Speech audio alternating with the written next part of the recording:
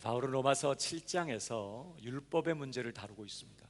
율법의 진정한 기능과 목적이 무엇인가 하는 부분을 다루고 있는데요, 바울은 앞부분에서 특별히 로마서 5장 20절에 보면 율법이 가입한 것은 범죄를 더하게 하려 함이라고 했습니다. 율법 때문에 오히려 죄가 더 많아지고 죄 짓는 일이 더 많아졌다는 거예요.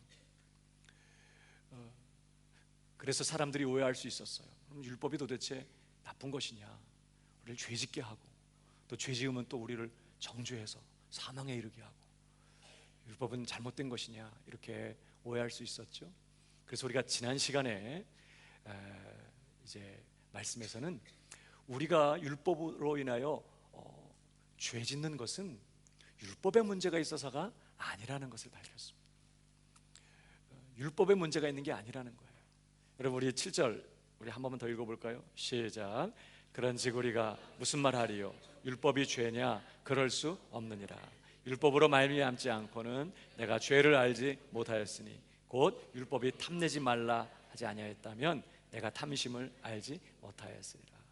율법은 잘못된 게 아니라는 거예요. 오히려 율법은 우리에게 죄가 무엇인지, 우리 안에 있는 죄가 무엇인지를 분명하게 드러내고 우리로 하여금 그 죄가 무엇인지를 깨닫게 하는 그런 역할을 한다는 것입니다. 율법이 탐내지 말라고 하지 않았다면 지금 내 안에 있는 이 탐심이 정말 그렇게 무서운 죄라는 걸 알지 못했을 거라는 거예요. 율법은 우리에게 죄를 드러내고 밝혀주고 깨우쳐주는, 깨닫게 하는 그런 기능을 한다는 것이죠. 그러면 문제는 어디에 있는 겁니까? 왜 율법 때문에 자꾸 죄를 짓게 되는 것이에요? 문제는 율법에 있는 게 아니라 우리 안에 있는 것입니다. 그것이 오늘 본문에서 다루는 내용입니다. 문제는 우리 안에 있다는 거예요. 자, 8절을 보십시다. 그러나 죄가 기회를 타서 계명으로 말미암아 내 속에서 각양 탐심을 이루었나니 이는 법이 없으면 죄가 죽은 것임이니라.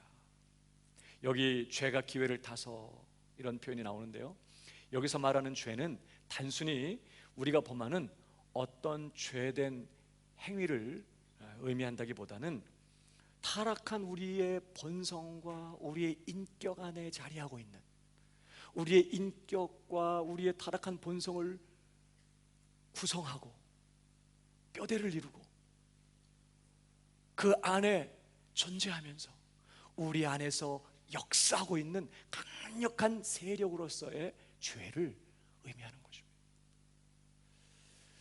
죄가 무엇인가? 이 본문이 우리에게 그 죄가 어떤 것인지를 설명해 주고 있는데, 이 죄는 첫 번째로 우리 바깥에 존재하는 어떤 것이 아니라는 거예요. 죄는 우리 바깥에 있는 어떤 조직이나 어떤 환경이나 어떤 우리 바깥에 존재하는 어떤 그런 존재가 아니라는 거예요. 오늘 8절 보세요. 그러나 죄가 기회를 타서 계명으로 말미암아 내 속에서 가장 탐심을 이루었다. 어디서 역사하고 있다고요? 지금 내 속에 있어요. 내 속에 자리하고 내 속에 거하면서 내 안에서 역사하고 있다는 것입니다. 뿐만 아니라 두 번째, 죄는 우리 안에서 굉장히 적극적이고 능동적으로 역사하고 있다고 말하고 있어요. 오늘 다시 8절 보시면 그러나 죄가 기회를 타서 계명으로 말미암아 내 속에서 각양 탐심을 이루었다, 이런 표현이 나오는데요, 여기 우선 죄가 기회를 타서 그랬는데 이 표현은 죄가 호시탐탐 기회를 엿보고 있다는 걸 의미하는 것입니다. 기회만 되면 터치고 나오려고 지금 만발의 준비를 갖춰 놓고 기회를 엿보고 있는 그런 죄의 모습을 묘사하고 있어요. 죄는 절대로 수동적이지 않습니다. 그냥 가만히 존재만 하고 있는 게 아니에요. 또 어떤 상황에 그저 수동적으로 반응하여 나타나는 어떤 것이 아니라는 거예요. 죄는 아주 능동적이고 아주 적극적으로 역사한다는 것입니다. 특별히 여기 기회를 탄다 그랬는데, 이 기회라는 단어의 문자적인 뜻은요, 한 곳을 출발점으로 삼는다. 군사 용어로도 쓰이는데 작전 기지로 삼는다, 그런 뜻이에요. 어떤 작전을 수행하려면 우선 베이스 캠프를 딱 마련하고 거기에서 이제 모든 작전이 시작되지 않습니까? 마찬가지로 여기 기회라는 이 단어는 그런 출발점으로 삼는다, 혹은 작전 기지로 삼다, 그런 단어의 뜻이 있습니다. 그러니까 죄가 기회를 타서 계명으로 말미암아, 이 말은요, 문자적으로 말하면 죄가 계명을 출발점으로 하여, 죄가 계명을 작전 기지로 삼아, 죄가 계명을 베이스 캠프로 삼아, 그런 뜻이에요. 우리 속에서 각양탐심을 이룬다는 것입니다. 여러분, 죄는요, 우리 안에서 각양탐심, 지난주에 탐심 그 자체가 사악한 죄라고 말씀드렸지 않습니까? 이런 각양탐심을 이루기 위하여 계명을 이용하고 있다는 거예요. 소름 끼치지 않습니까? 하나님의 그 거룩한 율법의 말씀을 이용해서, 그것을 수단으로 해서, 그것을 베이스 캠프로 해가지고 뭐 한다고요? 아주 각양탐심을 이루고, 율법의 그 많은 악한 탐심들을 막 산출해낸다는 거예요. 여러분, 죄는 자기 목적을 이루기 위해서 하나님의 계명마저도 이용하고 있어요. 무섭습니다. 거기다가 세 번째로 이 죄가 뭐냐? 죄는 아주 강력한 세력이라고 지금 묘사하고 있습니다. 여기 8절에 그러나 죄가 기회를 타서 계명으로 말미암아 내 속에서 각양탐심을 이루었나니 그랬죠? 이루었다, 이 단어가요, 강력하게 역사에서 확실한 결론에 이르게 한다, 그런 뜻이에요. 그냥 단순히 활동하고 온다는 그런 내용이 아니라 어떤 목적한 바를 확실하게 이루어내는 것을 말하는 거죠. 단순히 시도해보는 정도가 아니에요. 성공적으로 목적을 성취한다는 뜻이에요. 내 속에 거하는 죄는요, 강력하게 역사해서 반드시 자신이 목적한 바를 산출해내고야 말아요. 하나님의 율법을 이용해서 하나님이 금하시는 사악한 탐심들을 수없이 그렇게 만들어내면서 자기 목적을 이루고야 만다는 거예요. 그래서 여러분, 로마서 5장 20절 우리 다시 보시면, 율법이 가입한 것은 범죄를 더하게 하려 함이라 그러나 죄가 더한 곳에 은혜가 넘쳤나니, 그 다음에 이는 죄가 사망 안에서 왕노릇했던 것 같이, 이제 우리가 이전에 아담 안에 있을 때 뭐가 왕노릇했어요? 죄가 왕노릇했어요. 여러분, 이전에 죄가, 지금도 우리 안에 죄가 거하지만 이전에는요, 우리 안에 거하는 죄가 뭐 하고 있었다고요? 왕노릇했어요. 우리의 생애 전체를 장악하고 어마어마한 본능과 힘을 가지고 내 존재 전체를 지배하고 있었어요. 우리는 항거할 수 없는 노예로 끌려 살았다는 것이죠. 여러분, 6장 12절에도 이런 말씀이 있습니다. 그러므로 너희는 죄로 너희 죽을 몸에 왕노릇하지 못하게 하여 몸의 사욕을 순종치 말고. 구원받은 지금, 이제 예수 그리스도 안에서 은혜의 지배 아래 있는 지금도 죄는 사라진 게 아니에요. 우리가 죄에 대해서 죽었다는 말은 이제 더 이상 죄의 정죄 아래 있지 않다는 뜻일 뿐이지, 죄는 여전히 살아있어. 지금 여기 너희는 죄로 너희 죽을 몸에 왕노릇하지 못하게 하라, 다시는 그에게 자리를 내어주지 마라. 왜? 지금도 죄는 다시 왕좌를 회복하려고 애쓰고 있어요. 다시 왕권을 회복해서 다시 나를 장악하고 내 지체를 죄의 병기로 삼아 끊임없이 죄 짓는 삶을 살게 하기 위해서 지금도 기회를 엿보면서 끊임없이 역사하고 있기 때문에 절대로 정신 바짝 차리고 그 죄에게 다시 왕노릇하지 못하게 하라, 기회를 주지 마라, 지금 그렇게 말씀하는 거예요. 여러분, 죄가 얼마나 강력하게 일하고 있는지 몰라요.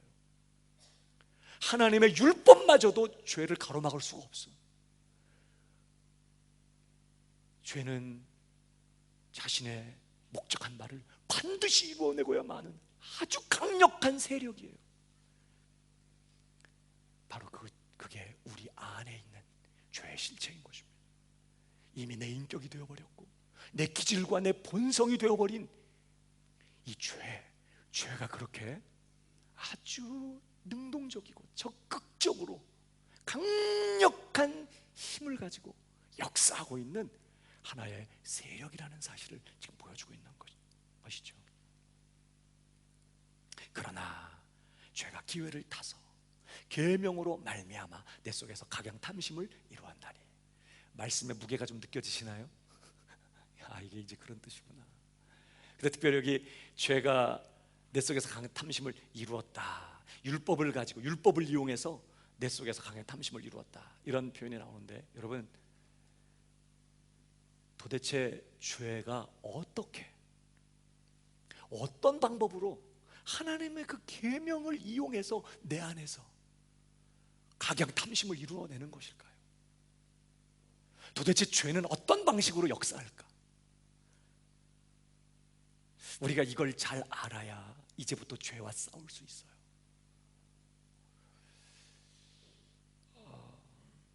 우리가 어떠한 방식으로 우리 안에서 죄가, 심지어 하나님의 말씀을 이용해서 우리 안에 악한 탐심을 만들어내고 죄를 짓고 있게 하는지를 알려면 창세기 3장으로 돌아가서 인간이 처음 타락한 마귀에게 꾀임을 받고 미혹을 받아 처음 탐심을 품고 죄 지었을 때 어떤 일들이 있었는지를 보면 지금도 여전히 그 죄가 내 안에서 어떤 일을 하고 있는지를 명확하게 알 수 있어요. 여러분, 하나님께서 모세 율법을 주시기 전에 아담에게 첫 번 계명을 주셨어요. 어떤 말씀을 주셨죠? 창세기 2장 16절을 보실까요? 여호와 하나님이 그 사람에게 명하여 가라사대 동산 각종 나무의 실과는 네가 임의로 먹되 선악을 알게 하는 나무의 실과는 먹지 말라. 네가 먹는 날에는 정령 죽으리라 하시니라. 하나님은 선과 악을 알게 하는 나무를 만드시고 그 나무를 지시하시면서 명령하셨어요. 따먹지 말아라. 따먹는 날에는 정령 죽으리라. 이 나무가 지금 아담에게, 인간에게 선과 악을 알게 해요. 뭐가 선이에요? 하나님을 신뢰해서 하나님을 믿고 그 말씀에 순종하는 게, 그래서 안 따먹는 게 선이에요. 악은 하나님께 불순종하여 따먹는 게 악이에요. 이게 선과 악을 가르쳐주고 있어 지금. 아, 선은 하나님께 순종하는 거구나, 악은 하나님께 불순종하는 거구나. 그러면서 하나님께서 말씀하신 거예요. 따먹지 말아라. 따먹는 날에는, 다시 말하면 악을 행하면, 불순종하면 정령 죽으리라. 악을 행하면 영원한 멸망이라는 거예요. 그럼 이 말을 뒤집으면 하나님께 순종한다면 영원히 살 것이다. 아직 하나님이 만들어 놓으신 생명나무가 계시되지 않았어요. 그러나 이미 생명나무가 존재하고 있었어요. 생명나무는 하나님의 인간을 향한 계획이 뭔지를 보여주죠. 생명나무는 뭐예요? 따먹으면 뭐 해야 돼? 영생을 얻어. 이게 인간을 향한 하나님의 계획이에요. 인간은 그저 이 땅에서 살다가 죽는 존재가 아니에요. 하나님은 처음부터 인간이 생명나무 실과를 따먹고 영생에 들어가는 그런 존재로 계획하세요. 이 생명나무가 누구를 상징할까요? 예수 그리스도. 여러분, 그래서 우리가 타락하지 않았어도 우리는 영생에 이르게 되려면 반드시 예수님과 연합해야 돼요. 이게 하나님의 계획이에요. 이게 우리를 영생에 참여시키는 하나님의 처음부터 가진 계획이었고, 하나님은 지금 이렇게, 자, 인간에게 이제 영원한 생명을 주셔서 영원한 하나님과의 그 아름다운 교제 가운데 우리를 영원토록 있게 하기 위하여 그 전에 인간에게 일정한 기간 순종을 요구하고 계시는 것입니다. 선과 악을 알게 하는 나무를 만들어 놓으시고 따먹지 말아라, 순종해라. 그래야면 영원히 살게 될 것이다. 이 생명나무로 너가 가게 될 것이고 이 생명나무 실과를 통하여 영생에 들어가게 될 것이다. 그러나 불순종하면 생명 있다 없다? 영원한 멸망, 죽음이에요. 정령 죽으리라. 그러니까 하나님은 지금 인간에게 영생을 주시기 위하여 이 선악을 알게 하는 나무를 만들어 놓으시고 그리고 인간에게 완전한 순종을 요구하고 계시는 거예요. 자, 이런 상황에서 지금 아담에게 계명이 주어지는 것입니다. 따먹지 말아라. 따먹는 날엔 정령 죽으리라. 여러분, 그런데 타락한 마귀가 인간에게 찾아왔어요. 그리고 특별히 여자에게 접근해서 결국은 이렇게 만들어 버립니다. 3장 6절로 가니까 여자가, 자, 마귀의 꾀임을 받은 다음에 그 나무를 본즉 먹음직도 하고 보암직도 하고 지혜롭게 할 만큼 탐스럽기도 한 나무. 이미 그 안에 탐심을 품은 거예요. 벌써 죄가 저질러지는 것입니다. 그리고는 어떤 일이 일어납니까? 여자가 그 실과를 따먹고 자기와 함께한 남편에게도 주매 그도 먹은지라. 이렇게 인간이 죄의 유혹을 받고 타락에 들어가요. 각양 정말 그 마음 안에 정말 탐심을 품고 결국은 범죄하게 되는 일이 벌어지는 것이에요. 여러분, 인간이 타락하기 전에는요, 먼저 타락했던 마귀가, 그 사악한 본성으로 충만한 그 마귀가 인간을 찾아와서 인간을 유혹하고 인간을 충동질해서 결국은 인간으로 하여금 죄를 범하고 타락하게 만들어요. 근데 이제 기억할 것은요, 인간이 타락한 다음에는 더 이상 마귀가 또다시 와서 우리를 충동질할 필요가 없게 돼버렸어요. 우리도 똑같이 타락한 마귀와 같이 사악한 존재가 된 거예요. 우리 인격 안에 뭐가 존재하기 시작해요? 이제 죄가 존재해요. 그래서 타락한 이후에는 우리 스스로가 마귀가 우리에게 했던 똑같은 일을, 마귀가 사용했던 똑같은 방법으로 우리 스스로에게 그 일을 해요. 그러니까 마귀가 뱀을 통해 하던 그 일을 이제 내 안에 있는 죄가 나한테 하고 있다고 생각하시면 돼요. 자, 그런 그림을 머리에 넣어놓고 도대체 죄라는 것이 내 안에 이제 거하고 있는, 내 안에 인격이 되어버리고 내 본성이 되어버린 이 죄라고 하는 이 엄청난 세력이 하나님의 말씀을 이용해서 내 안에 각종 탐심을 일으키며 죄짓게 만드는 이 일을 어떻게 이루고 있는지 우리가 좀 정리해 볼 수 있어요. 첫 번째, 죄는 우리 안에서 하나님께 대한 반항심을 일으켜요. 그게 죄가 역사하는 방법이에요. 하나님의 말씀이 올 때, 하나님의 계명이 올 때 죄는 우리 안에서 하나님께 대한 뭘 일으킨다고요? 반항심을 일으켜요. 여러분, 창세기 3장에 똑같은 일이 있었어요. 보십시오. 3장 1절부터 보면요, 여호와 하나님의 지으신 들짐승 중에 뱀이 가장 간교하더라. 뱀이 여자에게 물어 가로되 하나님이 참으로 너희더러 동산 모든 나무의 실과를 먹지 말라 하시더냐. 여자가 뱀에게 말하되 동산 나무의 실과를 우리가 먹을 수 있으나 동산 중앙에 있는 나무의 실과는 하나님의 말씀에 너희는 먹지도 말고 만지도 말라 너희가 죽을까 하노라 하셨느니라. 뱀이 여자에게 이르되 너희가 결코 죽지 아니하리라. 너희가 그것을 먹는 날에는 너희 눈이 밝아 하나님과 같이 되어 선악을 알 줄을 하나님이 아심이니라. 여러분, 지금 마귀가 뱀을 통해 찾아와서 여자에게 하는 말의 요지가 뭐예요? 한마디로 말하면 왜 우리가 하나님께 순종해야 돼? 그런 뜻이. 너나 나나 왜 우리가 하나님께 순종해야 되는 거야? 이런 거예요. 너가 왜 하나님께 순종해야 되는 거야? 그 거짓말이야. 따먹으면 죽지 않아. 오히려 네 눈이 밝아진다니까. 인간으로 하여금 하나님 앞에 내가 왜 하나님을 섬겨야 돼? 이런 반항심을 자극시켰어요. 마찬가지로 이제 우리 안에 거하고 있는 죄가 이 똑같은 짓을 하고 있다고요. 하나님의 율법이 없으면, 법이 없으면 죄는 죽은 것이라는 것처럼 가만히 죄가 있는지 없는지 몰라요. 그냥 매너 있고 신사적인 사람이에요. 학식 있고 교양 있는 사람일 뿐이에요. 그런데 하나님의 계명이 주어지는 순간 즉각적으로 이 죄가 반항심을 일으켜요. 내가 왜? 너는 마음과 뜻과 정성을 다하여 너의 전 존재를 다하여 주 너의 하나님을 사랑할지니라. 내가 왜? 죄는요, 즉각적으로 하나님의 계명이 이르면 반항심을 일으켜요. 너는 마음을 다해 하나님을 경외하며 하나님만을 섬기며 하나님만을 예배하며 그 하나님께 순종할지어다. 내가 왜?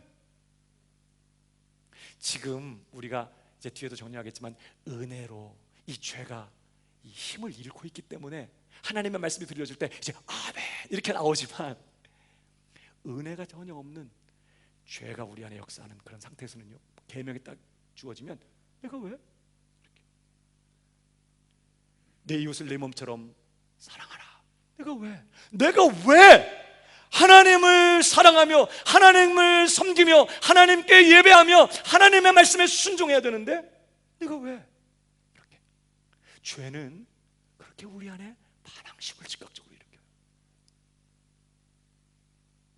여러분, 인간은 태어날 때부터 하나님께 대한 반감과 반항심을 갖고 있거든요. 죄인은 하나님을 싫어해. 하나님을 피하는 것이에요. 하나님을 좋아하지 않아요. 본성적으로 이제 타락한 죄인은. 그런데 그 반항심이 언제 고개를 딱 쳐드느냐? 하나님의 계명이 주어질 때. 내가 왜? 여러분, 인간은 타락할 때요, 이제 스스로 더 이상 하나님을 내 하나님으로 섬기기를 거부하고 내 자신을 하나님으로 섬기기로 결정한 거예요. 그래서 하나님을 영화롭게 하며 하나님을 섬기며 하나님을 예배하며 하나님을 기뻐하며 하나님의 만족, 하나님의 즐거움, 하나님의 영예, 그분의 이름, 그분의 영광을 위하여 사는 존재이기를 거부하고 이제는 뭐야? 내 영광, 내 기쁨, 내 만족, 내 영예를 위하여 살기로 결정한 것입니다. 이게 타락이, 인간이 있어야 될 자리에서 떨어진 것입니다. 타락 뿐만 아니라 인간은요, 타락할 때 하나님을 내 삶의 주인으로 모시고 그분을 섬기며 그분의 말씀에 굴복하며 순종하기를 거부하고 내가 스스로 내 인생의 주인 되기로 결정한 것이에요. 이제부터 내가 결정해, 내가 선택하고 내가 내 삶의 선과 악을 기준을 정하고 내가 원하는 선을 쫓아가는 것이에요. 내가 주인 되는 것입니다. 뿐만 아니라 인간은 타락하면서요, 인간은 원래 전적으로 하나님께 의존적인 존재거든요. 너희는 이렇게 기도하라. 우리에게 일용할 양식을 주옵시며. 이게 뭐예요? 인간은 일용할 절대적인 그 양식도 스스로 못 만들어내는 존재예요. 누가 주셔야 돼요? 하나님께서 주셔야 돼요. 여러 가지 방법을 통해 하나님이 우리에게 양식을 주셔야 먹고 살지, 인간은 스스로 자가 발전기가 없는 거예요. 그러니까 우리 인간은 처음부터 하나님께 의존하고 하나님을 의지하고 그분의 지혜, 그분의 능력, 그분의 힘, 그분의 도우심을 의지하여 하나님을 섬기며 살도록 지어진 전적 의존적 존재였거든요. 인간이 타락할 때 더 이상 하나님을 의지하는 존재이기를 거부하는 것입니다. 이제 내 힘으로 살려고 하는 거예요. 하나님을 떠나서 내 능력, 내 지혜, 내 경험, 내 지식, 내 힘, 내 방법 가지고 그 누구에게도 피곤하게 무릎 꿇고 비는 존재가 아니라 스스로 내 힘으로 나를 완성시키는 그런 존재가 되기로 결정하고 하나님을 떠나는 것입니다. 이게 타락이에요. 이제 내가 내 삶의 하나님이고 내 삶의 내가 주인이고 내 삶의 내가 구원자인데 내가 왜 하나님께 순종해야 돼? 왜 하나님이 나보고 이랬다 저랬다 말하는 거야? 도대체 나한테 뭐 해준 게 있다고? 이렇게 하면서 죄는 우리 안에서 그렇게 스스로 하나님 되기로 결정했기 때문에, 스스로 주인 되기로 결정했기 때문에 더 이상 이제 하나님께 굴복하기를 거부하는 것입니다. 하나님께 의지하기를 거부하는 것이에요. 하나님을 예배하며 하나님을 섬기는 그 자리로 가기를 거부하는 거예요. 마치 바로가 똑같아. 마귀가 하는 일을 그대로 보여주는 게 바로이고요, 사실은 그 바로가 내 안에 죄가 역사하는 모습을 보여주고 있어요. 하나님께서 모세를 보내서 내 백성을 보내라 그랬더니 바로가 뭐라 그래요? 여호와가 누구간데 내가 왜 그에게 순종해야 돼? 그저 하나하고 버티는 것입니다. 직살나게 맞았죠. 결국은 손 들고 보냈지만 다시 정신 차리고 보니까 내가 무슨 짓을 한 거예요. 그리고 또 추격했잖아요. 그래서 바다에 몰살되기까지 끝까지 거역하고 반항하는 것이에요. 이게 지금 내 안에서 죄가 하고 있는 일이라는 걸 놓치지 마십시오. 나도 모르는 깊은 반항심이 훅, 말씀이 올 때마다 훅. 그러니까 목숨 걸고 아멘 하시기를 축복합니다. 아멘으로 이걸 눌러버려야지, 아멘 안 하고 가만히 있으면 나도 모르게 훅.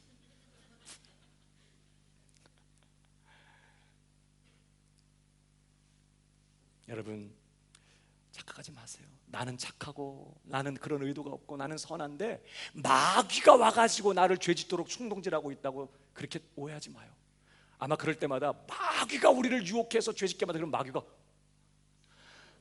아마 이럴 거예요. 너무 황당할 거야. 처음에 아담 때는 그랬어.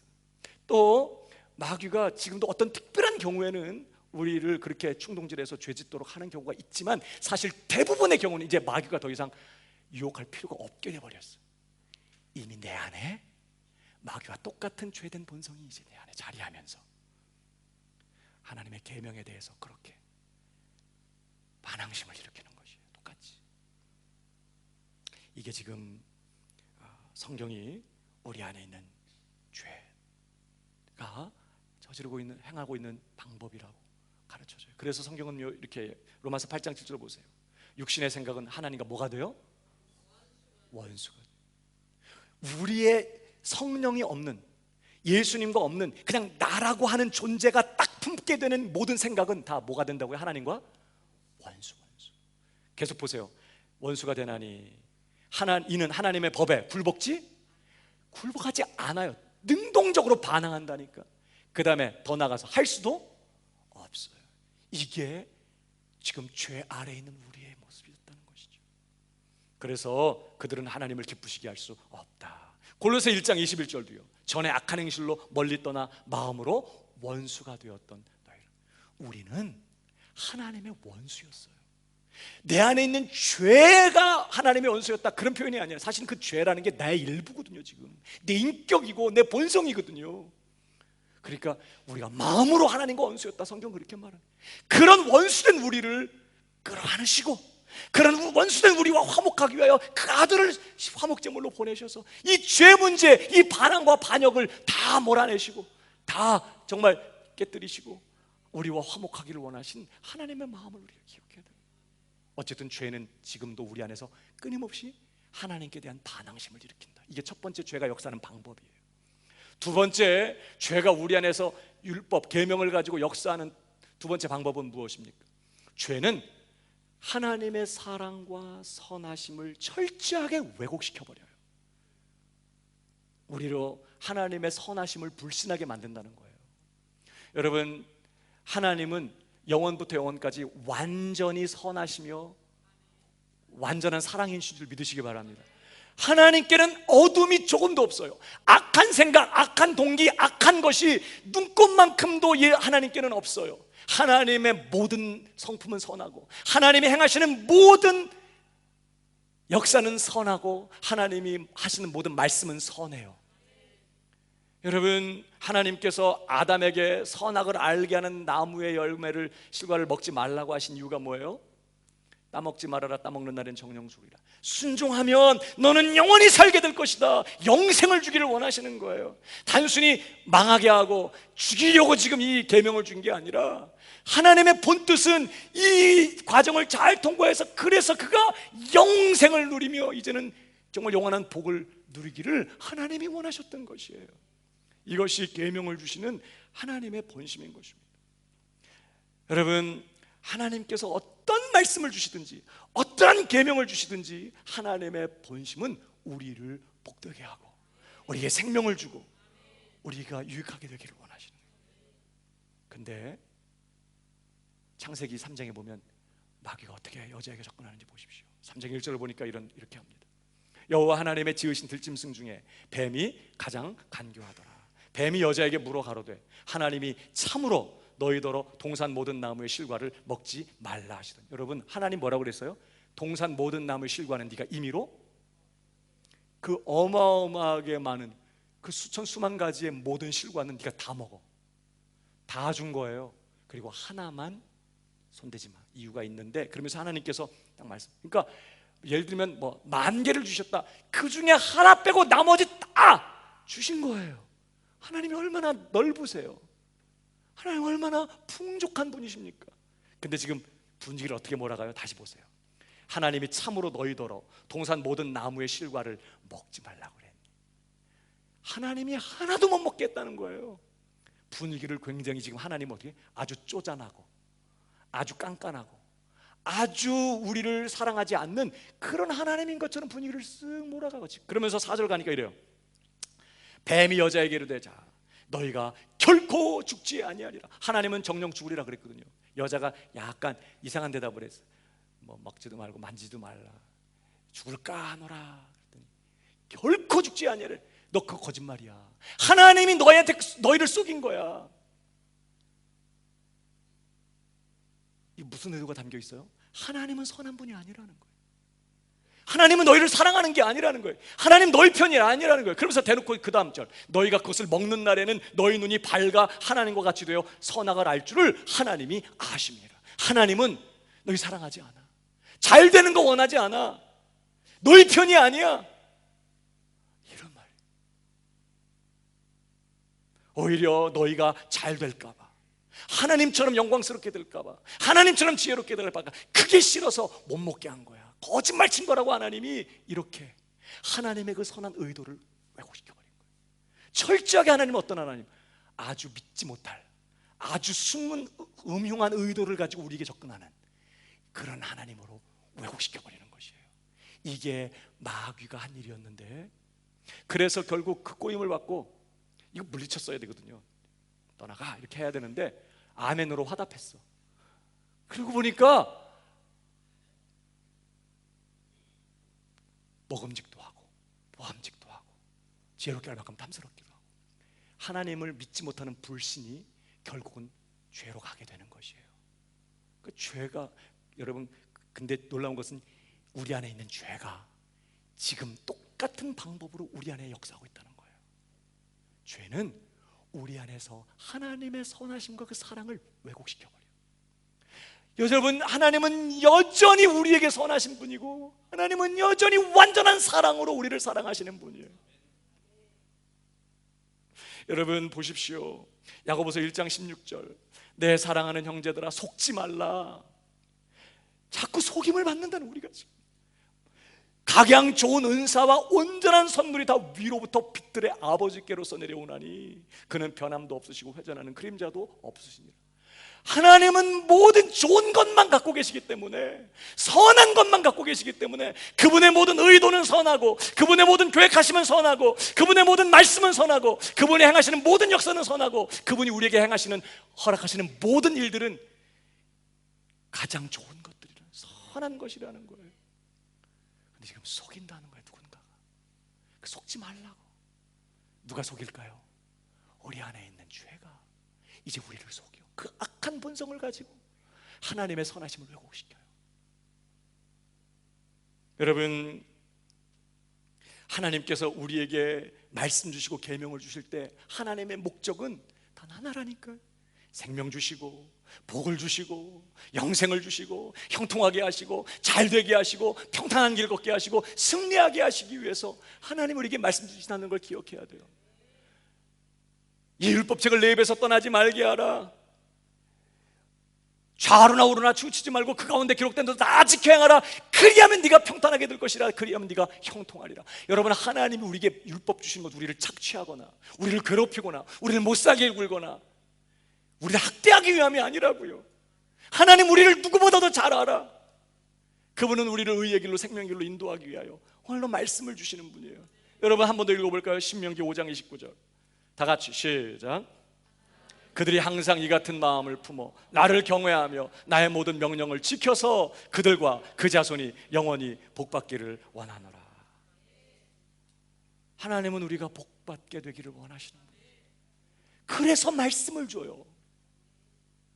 그런데 죄는 우리로 하여금 그런 하나님의 선하심을, 그 사랑을 왜곡시켜버려요. 지금 이 명령을 주시는 하나님은 너를 사랑하는 분이 아니라는 거예요. 네가 잘 되는 걸 원하는 분이 아니라는 거예요. 네 편이 아니라는 거예요. 지금 하나님이 너를 속이고 있다는 거예요. 너를 이용하고 너를 종으로 착취하고 너희에 군림하고, 하나님은 너를 견제하고 너를 정말 그렇게 정말 잘 되는 것을 원치 않는 그러한 악한 분으로 왜곡시키는 일이 죄가 지금 우리 안에서 하는 거예요. 성경을 읽을 때 하나님이 정말 이렇게 사랑하셔서 나를 이런 말씀을 주시는구나, 이렇게 안 오고 이 죄 때문에 심지어 십자가를 통해서 하나님이 그 완전한 우리를 향한 그 사랑을 확증시켜 주어도 감격할 줄 몰라요. 아니라는 거. 하나님 나 같은 거 사랑하지 않는다는 거죠. 불신하게 하는 것입니다. 사랑하는 여러분, 이 불신과 싸우시기를 주님의 이름으로 축복합니다. 마귀가 와가지고 우리한테 야, 하나님 너 사랑하지 않아, 그렇게 말 안 해도 이미 내 안에 있는 죄가 나한테 그렇게 계속해서 하나님의 선하심을 왜곡시켜요. 그뿐만이 아닙니다. 세 번째, 죄가 어떻게 우리 안에서 계명을 이용하여 각양 탐심을 이루는가? 죄는 철저하게 말씀을 가지고 우리를 속여요. 자, 두 번째는 하나님의 성품을 왜곡시키는 것이라면, 세 번째는요, 철저하게 말씀을 가지고 우리를 기만하고 우리를 속입니다. 여러분, 창세기에 뱀이 이렇게 말하면 3장 4절을 보십시오. 뱀이 여자에게 이르되 너희가 결코 죽지 아니하리라. 하나님은 정녕 죽으리라고 그랬거든요. 근데 그 말씀을 확 뒤집어 가지고 속여요. 결코 죽지 아니하리라. 다시 말하면 계명 범해도 괜찮아, 안 죽어, 괜찮아. 그래놓고 그 다음 너희가 그것을 먹는 날에는 어떤 일이 벌어져요? 자, 먹는 날에는 이랬으니까 먹고 뭐 한 달 있다가 아니면 한참 있다가 그렇게 될까? 이게 아니야. 먹으면 그 즉시로, 이런 뜻이죠. 먹는 날에는 너희 눈이 밝아질 것이고 하나님과 같이 될 것이고 선악을 알게 될 것이다. 하나님처럼 영광스럽고 지혜로운 존재가 될 거라는 거예요.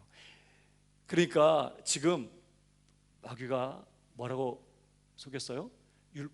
계명을 범해도 말씀을 어겨도 괜찮아 이렇게 하더니 그 다음엔 뭐라고 속여요? 말씀을 범하면 너한테 더 좋아, 너 더 잘 돼, 안 죽어. 안 죽는 게 아니라 눈도 밝아지고 하나님처럼 지혜로워져서 선악을 분별하는 하나님 같은 존재가 될 거야. 계명을 범하면 반드시 죽는다는 이 하나님 말씀을 완전히 뒤집어서 뭐라고 속였어요?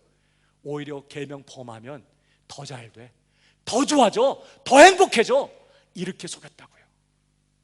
근데 여러분, 지금 죄가 우리 안에서 하나님 말씀이 주어질 때마다, 우리가 하나님 말씀을 붙잡으려고 할 때마다 죄가 이런 식으로 우리를 속이고 기만하고 있다는 거 아세요? 예를 들면 11조 문제가 그렇습니다. 여러분, 말라기 3장 10절을 보십시오. 만군의 여호와가 이르노라, 너의 온전한 11조를 창고에 들여 나의 집에 양식이 있게 하고 그것으로 나를 시험하여 내가 하늘 문을 열고 너에게 복을 쌓을 것이 없도록 붙지 아니하나 보라. 하나님께서는 11조를 명령하세요. 열의 하나는 하나님 거야, 손대지 마. 하나님에게 드려서 그걸 가지고 레위인들도 먹이고 제사장들도 먹이고 또 가난한 자들도 먹이고, 그러면서 그건 하나님의 거니까 손대지 말라고 했어요. 근데 그러면서 하나님께서 시험해 보라고, 11조를 하나님 앞에 온전하게 드리면 하나님이 어떻게 그 11조 드리는 것에 대해서 갚아주시는지 시험해 보라고 정말 유일하게 여기서 그렇게 단호하게 말씀하시거든요. 근데 우리 안에 죄는 어떻게 해요? 아멘입니다, 할렐루야, 내가 부족하지만 내가 하나님 말씀에 순종하겠습니다, 하나님 말씀에 순종하는 것이 내가 평탄하고 형통하게 될 유일한 길인 걸 내가 아니까 하나님 말씀에 순종하겠습니다, 이렇게 가는 게 아니라 죄는 어떻게 한다고요? 우선 반항을 일으켜요. 내가 왜? 두 번째, 불신은 이렇게 명령하는 건 나를 괴롭히려고 하는 거예요. 지금 하나님 나를 사랑하기 때문에 주는 게 아니야. 이 명령은 세 번째, 속여요. 너 11조 안 해도 괜찮아. 그 다음에 11조 안 하면 너 더 잘 돼, 이렇게. 너 11조 하면 가난해진다, 너 11조 하면 정말 경제적으로 더 쪼달리게 되고, 11조 그거 모아야지, 한 푼이라도 모으고 아껴야지, 11조 그거 하나님 거라고 띄워봐, 너 완전히 재정적으로 망해. 그렇게 말씀과 반대되는 쪽으로 우리의 마음을 이끌어 간다고요. 많은 사람들이 왜 떨어요? 11조를 못하고? 죄의 거짓말에 속기 때문에 그런 것입니다. 끊임없이 하나님 말씀대로 살면 손해본다고 가르쳐요. 여러분, 다시 그 앞 신명기 1장 8절 한 번 더 읽어봐요. 그 앞 위에 있어요. 다 같이 시작.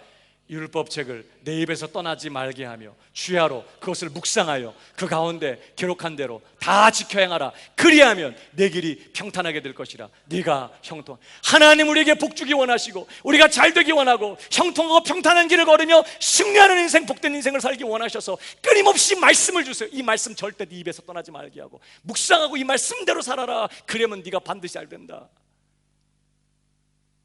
근데 죄는 뭐라고 속인다고요? 말씀대로 살면 손해봐. 말씀대로 살면 되게 네 인생 힘들어져. 마귀가 굳이 와가지고 우리한테 거짓말 안 쳐도 돼요. 이미 내 안에 있는 죄가 나를 속여요. 여러분, 안식일을 기억하여 그날을 거룩하게 지키라고 말씀합니다. 여러분, 안식일을 지키라는 계명은요 굉장히 중요한 계명이에요. 이건 신앙 고백적인 것도 있고 정말 하나님 우리를 사랑하기 때문에 이런 계명을 주세요. 여러분, 우선 창세기에서 하나님께서 천지 창조를 다 엿새 만에 하시고 일곱째 날 쉬셨죠. 그 안식일을 지키라는 계명을 주실 때 첫 번째 목적, 이유는 하나님께서 엿새 동안 일하고 일곱째 날 쉬셨기 때문에 안식일을 기억하여 그날을 거룩하게 지키라고. 그래서 안식일에 아무 일도 하지 않아요. 생업을 쉽니다. 아무 일도 하지 않으면서 뭘 고백하는 거예요? 하나님께서 엿새 동안 홀로 일하셨습니다. 나는 한 게 아무것도 없습니다. 하나님 홀로 창조하셨습니다. 하나님이 유일한 창조주이십니다. 나는 아무것도 하지 않는 것을 통해서 신앙 고백하는 거예요. 두 번째, 또 어디에서 안식일에 대한 규례가 또 다시 나오고 있냐면, 나는 너를 애굽 땅 종되었던 곳에서 이끌어낸 너의 하나님이라. 그러면서 안식일을 기억하여 그날을 거룩하게 지키니까 안식일 날 아무 일도 하지 않고 쉬면서 두 번째 뭘 고백하는 걸까? 하나님이 홀로 애굽에서 우리를 구원하여 내셨습니다. 내가 뭘 한 게 없어요. 하나님이 홀로 당신의 편팔과 능한 손으로 우리를 건져내셨습니다. 당신이 홀로 일하셨습니다. 나는 아무것도 한 게 없습니다 라는 신앙 고백을 안식일에 쉬면서 창조와 구원에 관한 신앙 고백을 하는 것이에요.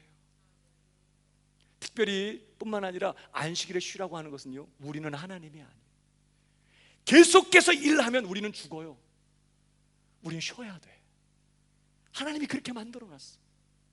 그래서 우리는 엿새까지 열심히 일하고 일곱째 날 하루는 푹 쉬면서 그날 하나님의 행하신 일들을 기대하고 찬양하고 감사하면서 그렇게 하루를 쉬라고 하셨어요. 그래야, 자, 지금은 좀 상황이 다르지만 네 집에서 엿새 동안 죽으라고 일했던 나귀도 쉬고 소도 쉴 거 아니냐? 그래야 엿새 동안 죽으라고 네 집에서 일했던 그 종들도 쉴 거 아니냐? 쉬어라. 그래서 출애굽기에 만나를 주시는 방법을 통해서 하나님께서는 뭐라고 약속하셨어요? 너 일곱째 날 쉬어도 내가 그날에 필요한 건 내가 책임져 줄게. 다른 날 갑절로 줄 테니까 걱정하지 말고 쉬어. 내가 너의 공급자야. 내가 너의 하나님이야. 쉬어. 쉬라고요. 그러니까 하나님이 얼마나 우리 사랑해. 사장님이 막 이렇게 우리 몸 생각해주면서 막 휴가 알아서 챙겨주고 막 괜찮아, 내가 다 그때 휴가비 다 알아서 챙겨줄 테니까 쉬어. 막 그러면 얼마나 고맙겠어. 하나님이 정말 그런 마음으로 쉬라고 하시거든요. 내가 다 책임져 줄 테니까. 근데 죄가 우리 안에서 속이는 것이에요. 특별히 우리 신약시대의 성도들은요, 유대인들이 쉬었던 안식일을 지키지 않습니다. 왜냐하면 우리에겐 새로운 구원 역사가 일어났거든요. 예수 그리스도께서 우리 죄를 담당하시고 십자가에 죽으시고 이제 완전하게 구속사역을 마치시고 하나님께서 됐다, 이제는 완전한 제사였다, 내가 예수의 피를 받고 너희 모든 죄를 사했다라는 증거로 예수님이 부활하셨거든요. 대제사장이 지성소의 바깥으로 나온 것처럼 예수님이 그 부활하신 그날 우리가 죄사함 받고 의롭다함 받은 날이거든요. 그러니까 우리는 예수님 부활하신 주일에 모여서 그날 모든 생업을 내려놓고 그날을 내 안식일로 삼고 그날 하나님을 예배하며 함께 교제하면서 하나님이 홀로 나를 구원하셨습니다. 내가 뭐 해가지고 내가 구원받은 게 아닙니다.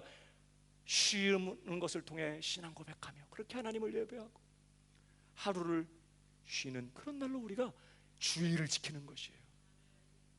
근데 우리 안에 있는 죄가 뭐라고 속인다고요?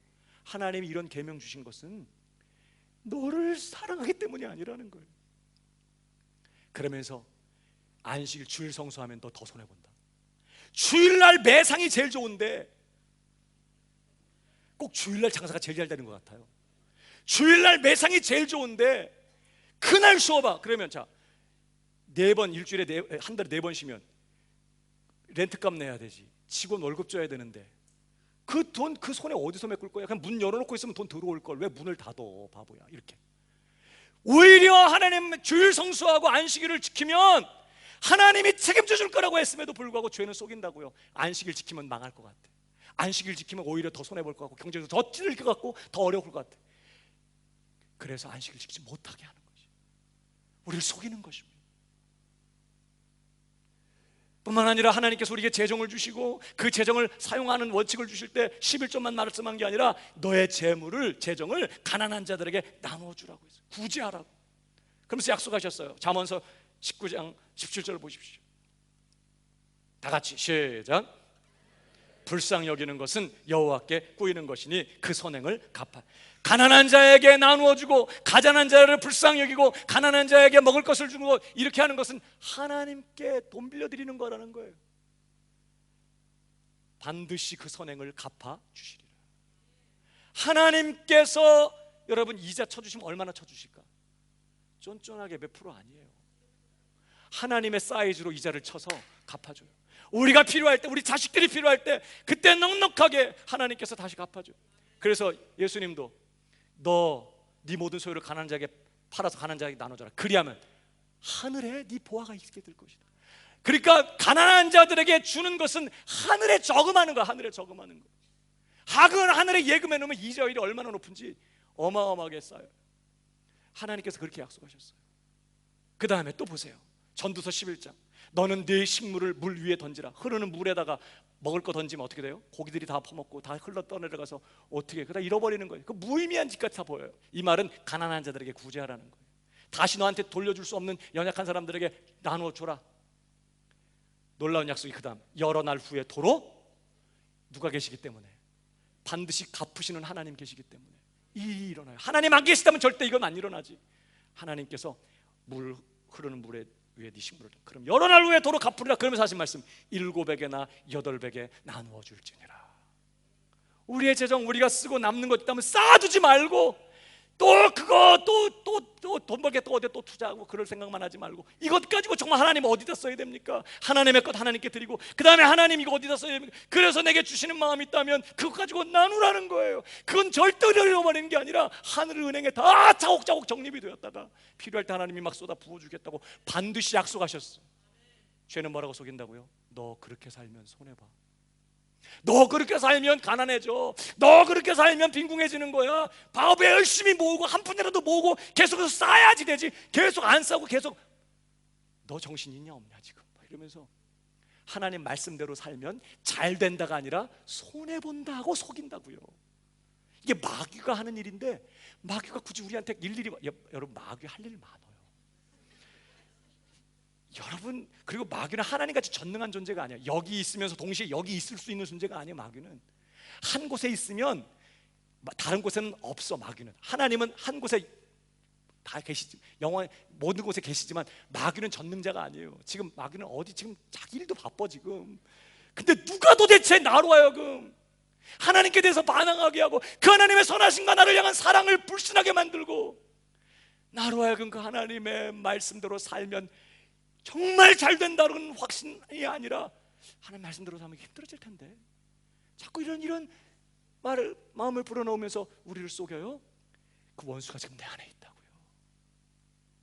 성경이 지금 그 얘기를 하는 거예요. 그러면서 각양 탐심을 상상과 생각으로 일으켜서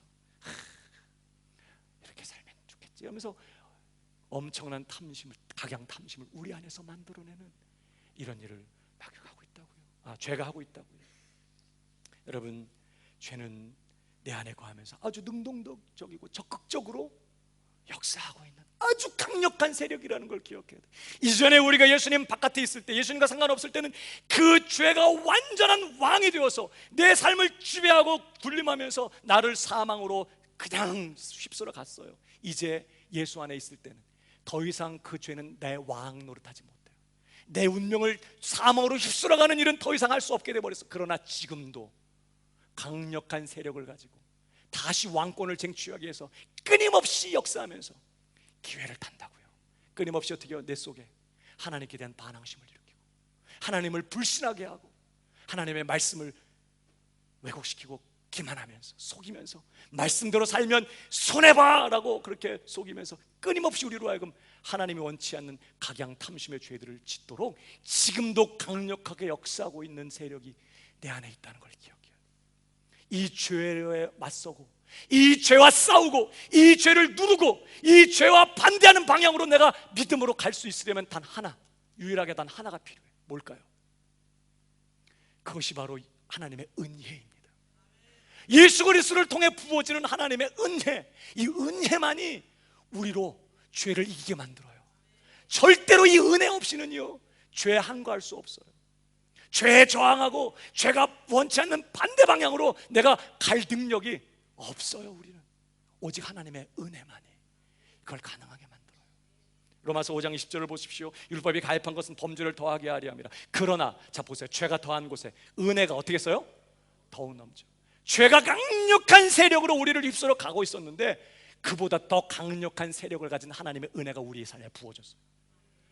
내 안에 죄의 소욕을 따라 죄만 짓고 살던 인생이 어느 날 갑자기 멈춰서더니 하나님의 복음의 말씀에 대해서 마음을 열고 마음으로부터 그 복음에 순종하게 되는 일이 일어난 이유가 뭐냐? 하나님의 은혜가 내 삶에 부어졌기 때문에. 하나님의 불가항력적 은혜가 내 삶을 사로잡아 버렸어.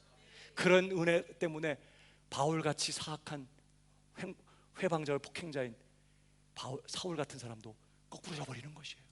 그 똑같은 은혜가 저와 여러분에게 임한 줄 믿으시기 바랍니다. 그 은혜가 내 삶에 넘쳐서 이는 죄가 사망 안에서 왕노릇한 것 같이 은혜도 또한 의로 말미암아 왕노릇하여 우리 주 예수 그리스도로 말미암아 영생에 이르게 하려 합니다. 더 강력한 세력으로 연약한 우리를 이제는 영생으로 휩쓸어가는 이 은혜가 우리 인생을 지배하고 왕노릇하고 있기 때문에 예수 안에 있는 신자는 아무리 연약해도 영생에 이르고야 만다라는 것이 지금 로마서의 주제 아닙니까? 그러니까 여러분, 죄를 저항하고 죄와 싸우고 죄를 죽이고 죄를 꺾고 죄가 정말 원치 않는 죄와 반대되는 방향으로 우리의 발걸음 옮기고 순종할 수 있는 유일한 비결은 오직 하나님의 은혜밖에 없는 것입니다. 은혜. 여러분, 히브리서 12장 28절 이렇게 말씀합니다. 그러므로 우리가 진동치 못할 나라를 받았은즉 뭐 하자고요? 은혜를 받자. 이로 말미암아 경건함과 두려움으로 하나님을 기쁘시게 섬길지니. 우리가 흔들리지 않는 영원한 나라를 유업으로 받았습니다. 이제는 영원한 그 나라 백성이 되었습니다. 어떻게 내 안에 철철 넘쳐나는 이 죄된 본성을 가진 우리가 이제는 거룩하신 하나님 앞에 경건함과 의로움과 두려움과 정말 그렇게 정말 신실함으로 하나님을 섬기는 그런 삶을 살 수 있을까요? 뭐밖에 없다고요? 은혜 받는 것밖에 없는 것이에요.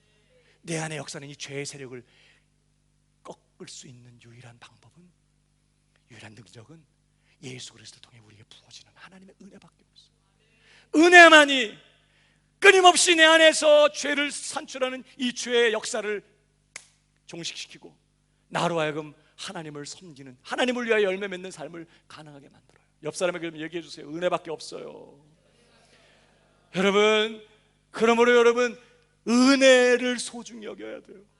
은혜 떨어지면 목사도 마귀되는 것입니다. 은혜 떨어지면요, 눈빛을 보십시오. 막 혈기를 내고 분노할 때는 사람의 눈이 아니에요.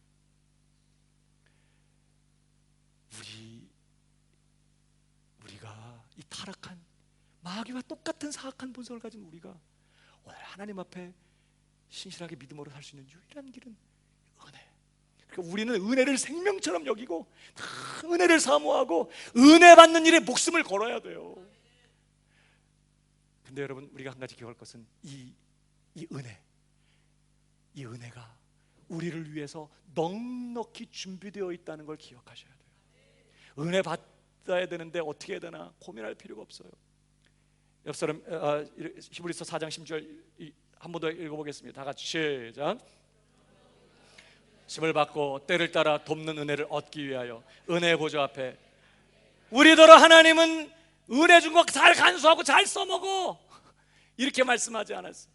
때를 따라 돕는 은혜는 넉넉하게 준비되어 있으니 어떻게 하라고요? 필요할 때마다 은혜 보좌 앞에 나오기만 하라는 거예요. 여러분, 예배 드릴 때 형식적으로 예배 드리지 마요. 그저 순서 맞추어서 그저 노래 부르고 앉아서 설교 듣고 그냥 그렇게 하고 있으면 안 되는 것이에요. 지금이야말로 하나님의 은혜가 강력하게 부어지는 시간인 것입니다. 예배 전에 오셔야 돼요. 오셔서 하나님 앞에 마음을 열고 하나님 이 시간 은혜 주셔야 되겠습니다. 목사의 말을 통해서 하나님 내게 생명되는 말씀 주셔야겠습니다. 오늘 예배드리고 찬양할 때 하나님 하늘문 여시고 내게 은혜를 부으셔야겠습니다. 은혜 없이는 내가 가정에서 자녀들 섬길 수 없고 사랑할 수 없고 직장에서 빛으로 소금으로 살아갈 수 없고 내 안에 넘치는 이 죄의 세력을 이기고 하나님의 뜻대로 살아갈 수 없사오니 하나님 내게 은혜 주시옵소서. 은혜 받으셔야 돼요. 은혜.